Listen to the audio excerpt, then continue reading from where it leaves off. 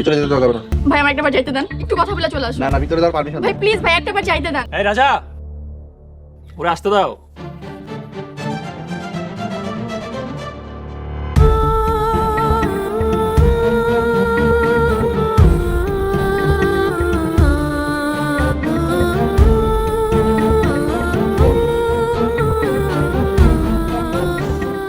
চলেন ঘরে চলেন।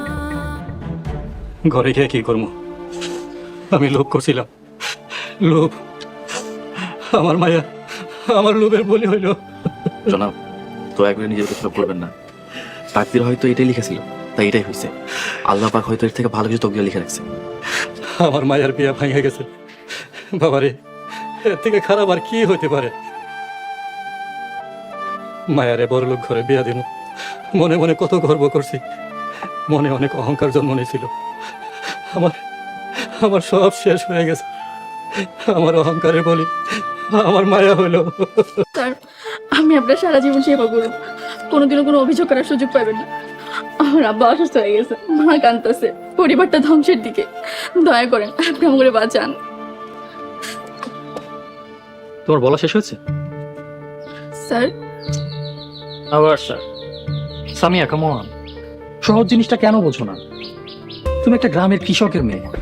আমি আমেরিকায় বড় হয়েছি, আমি আমেরিকা থেকে স্টাডি করে এখানে এসে গ্রামের একটা কৃষকের মেয়েকে বিয়ে করে সংসার করবো। আরে ঢাকায় কত সুন্দর সুন্দর স্মার্ট মেয়েরা আমার জন্য লাইন ধরে থাকে, সেখানে তুমি এরকম এক্সপেকটেশন কেন রাখতেছো? যাক, কষ্ট পেও না, বাসা চলে যাও। স্যার আমার কোনো অভিযোগ নাই, আমি আপনার পায়ে পড়ি। একটা বিয়া ভাঙা মায়ের জীবন অনেক কষ্টের। আপনি যদি আমার বিয়া না করেন তাইলে আমার আত্মহত্যা ছাড়া আর কোনো উপায় নাই। আত্মহত্যা? ঠিক আছে, করো। আপনার কাছে কি মানুষের জীবনের কোনো মূল্য নাই? না, মানুষের জীবনের মূল্য আর তুমি, বিষয়টা তো ভিন্ন জিনিস। তুমি আসলে আমার অ্যাকচুয়াল ফিলিংসটা বুঝতে পারতেছো না। I just hate you. আমি তোমাকে ঘৃণা করি। ঘৃণা? আপনি আমার কেন ঘৃণা করবেন? আর আমি আপনার কি করছি? এত বড় শাস্তি আপনি আমার কেন দিতেছেন?